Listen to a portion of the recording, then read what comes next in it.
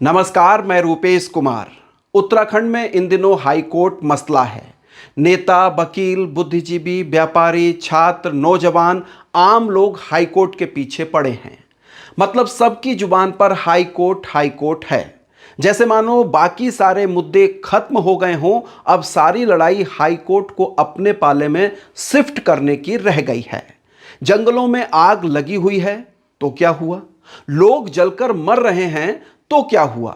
चार धाम यात्रा अव्यवस्थाओं की भेंट चढ़ गई है तो क्या हुआ? बद इंतजामी के कारण बाहर से आने वाले पर्यटक चिल्ला चिल्ला कर उत्तराखंड हाय हाय के नारे लगा रहे हैं तो क्या हुआ? उत्तराखंड सरकार ने तो राज्य के लोगों को हाई कोर्ट और कुमाऊं गढ़वाल की छीना झपटी की महाबहस में उलझा रखा है। उत्तराखंड पृथक राज्य की साझा लड़ाई लड़ने वाले लोग भी क्षेत्रवाद की आंधी में उड़ रहे हैं। कुमाऊं से हाईकोर्ट चला गया तो क्या नुकसान होगा यहां के लोगों का? गढ़वाल में शिफ्ट हो गया तो वहां के लोगों को क्या मिल जाएगा? इस विषय पर तीखी बहस छिड़ी हुई है। हाई कोर्ट आपको नैनीताल ही के अंदर बनाना पड़ेगा। इसलिए मेरी डिमांड थी एचएमटी जो नैनीताल तहसील के अंतर्गत आता है उसमें हाई कोर्ट बनाया जाए। आईडीपीएल एक अप्रोप्रिएट जगह है जहां पर ऑलरेडी इंफ्रास्ट्रक्चर डेवलप्ड है। वहां पर कम पैसे में बहुत बड़ी जगह वहां पर मिल जाएगी, जहां पर जैसा उन्होंने ऑर्डर में लिखा है कि 7,000 वकीलों के बैठने की जगह होनी चाहिए, 80 जजेस के बैठने की व्यवस्था होनी चाहिए। हाईकोर्ट पर लड़ाई सिर्फ मंडलों तक सीमित नहीं है, पहाड़ बनाम मैदान भी होने लगा है। भावर के लोग अपना अलग राग अलाप रहे हैं। हर कोई चाहता है कि हाईकोर्ट उसके इलाके में रहे। सवाल उठता है कि आम लोगों को कितना काम पड़ता है हाई कोर्ट से, जो उसके लिए जनमत संग्रह तक कराया जा रहा है। ये तो राजनीति हो रही महाराज, राजनीति इसमें कभी यहाँ बन लिया कभी वहाँ बन लिया। एक जगह नियुक्ति होना चाहिए, नियुक्ति होना चाहिए। वैसे राज्य के मामलों में वहां की जनता की राय लेना अच्छी पहल है, लेकिन यह हर एक गंभीर मसले पर होनी चाहिए। आम जनता से जुड़े महत्वपूर्ण मुद्दों पर जनता से कोई रायशुमारी नहीं की जाती है, बल्कि सरकार अपने फैसले जनता पर थोपती रही है। अब बात हाईकोर्ट की है तो सरकार चुप है। उत्तराखंड में न्याय का मंदिर स्वयं अपने लिए न्याय मांग रहा है। हाईकोर्ट नैनीताल में रहे या ऋषिकेश चला जाए, हल्द्वानी में बने या ऊधम सिंह नगर में, क्या फर्क पड़ता है? क्या हाईकोर्ट शिफ्टिंग से कोर्ट की कार्यप्रणाली में कोई बदलाव आएगा? लंबित मामलों को निपटाने में कोई तेजी आएगी? क्या माननीय जजों की संख्या में इजाफा होगा? कुछ भी मूलभूत फर्क पड़ेगा? जवाब ना में मिलेगा।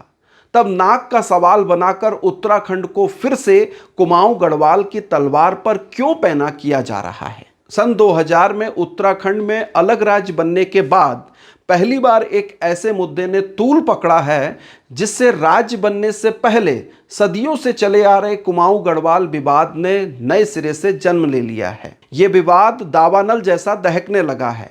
राज्य बनते वक्त उत्तराखंड की राजधानी देहरादून व हाई कोर्ट नैनीताल में बनाया गया। तब भी इस पर आम सहमति नहीं थी। राज्य आंदोलनकारी गैरसैंण को प्रदेश की राजधानी बनाना चाहते थे। नैनीताल एक पर्यटक स्थल है, लिहाजा हाईकोर्ट को दूसरी जगह बनाने के पक्ष में थे। नैनीताल से हाईकोर्ट शिफ्टिंग का मामला लंबे समय से चल रहा है। हल्द्वानी काठगोदाम में गोलापार हाईकोर्ट शिफ्ट करना तय था, जिसके लिए जमीन भी चुन ली गई थी, लेकिन मुख्य न्यायाधीश ऋतु बहाड़ी ने गोलापार में अरण्य भूमि का हवाला देकर वहां हाईकोर्ट के हस्तांतरण का प्रस्ताव खारिज कर दिया। साथ ही हाईकोर्ट की सर्किट बेंच ऋषिकेश आईडीपीएल में शिफ्ट करने की बात कह दी। इसके साथ ही बखेड़ा शुरू हो गया। अब कुमाऊं में ही हाईकोर्ट रखने के लिए आंदोलन शुरू हो गया। किच्छा सबसे उपयुक्त स्थान है, हजारों एकड़ जमीन पड़ी है और जो हाई कोर्ट फुलफिल करना चाहिए, जो हाई कोर्ट के लिए जो सुविधा होनी चाहिए वो सब चीज उपलब्ध है। चाहे अंतर्राष्ट्रीय हवाई अड्डा हो, अंतर्राष्ट्रीय बस अड्डा हो, चाहे आपका रेलवे कनेक्टिविटी हो और दूर संचार की व्यवस्था हो, अंतर्राष्ट्रीय एयरपोर्ट हो, उसके साथ जो ट्रैफिक जाम की व्यवस्था बिल्कुल नहीं है। गढ़वाल में हाईकोर्ट का स्वागत किया जाने लगा। वहां के लोग भी समर्थन में उतर आए। तराई ऊधम सिंह नगर में भी हाईकोर्ट शिफ्ट करने के लिए कवायद शुरू हो गई। इस बीच नैनीताल से हाईकोर्ट शिफ्ट करने के मुद्दे पर लोग अपनी राय माननीय हाईकोर्ट की वेबसाइट पर भी दर्ज करा रहे हैं। राय दर्ज कराने की अंतिम तिथि 31 मई 2024 है। अब सवाल उठता है कि इस रायशुमारी के नतीजे के मुताबिक क्या हाईकोर्ट को शिफ्ट किया जाएगा या स्थानांतरण टल जाएगा। अपने पक्ष में रायशुमारी का नतीजा नहीं आया तो लोग क्या करेंगे? क्या इससे कुमाऊं गढ़वाल विवाद खत्म हो जाएगा या बढ़ जाएगा?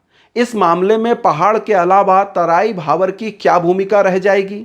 ये बेहद पेचीदा मामला बनता जा रहा है। रायशुमारी के लिए किसी स्थान का उल्लेख नोटिस में नहीं है, सिर्फ अन्यत्र शब्द का इस्तेमाल किया गया है। क्या भावर या तराई में भी हाईकोर्ट शिफ्ट होने की संभावना है? खंडपीठ के आदेश के खिलाफ हाईकोर्ट बार एसोसिएशन ने सुप्रीम कोर्ट में विशेष अनुमति याचिका दायर की है। यह मामला आंदोलन तक सीमित नहीं है, कानूनी लड़ाई भी शुरू हो गई है।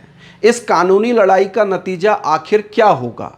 कुमाऊं के लोग जहां गढ़वाल में हाईकोर्ट शिफ्ट करने का विरोध कर रहे हैं, वहीं वे ऊधम सिंह नगर में हाईकोर्ट की शिफ्टिंग की मांग करने वालों की खिलाफत भी कर रहे हैं। क्या ऊधम सिंह नगर के लोग उत्तराखंडी नहीं हैं?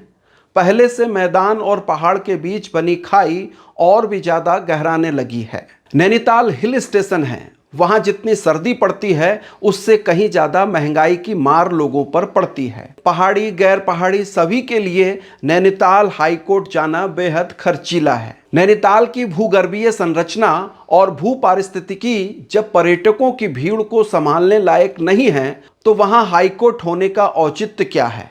जंगलों की आग नैनीताल तक पहुंचने लगी है।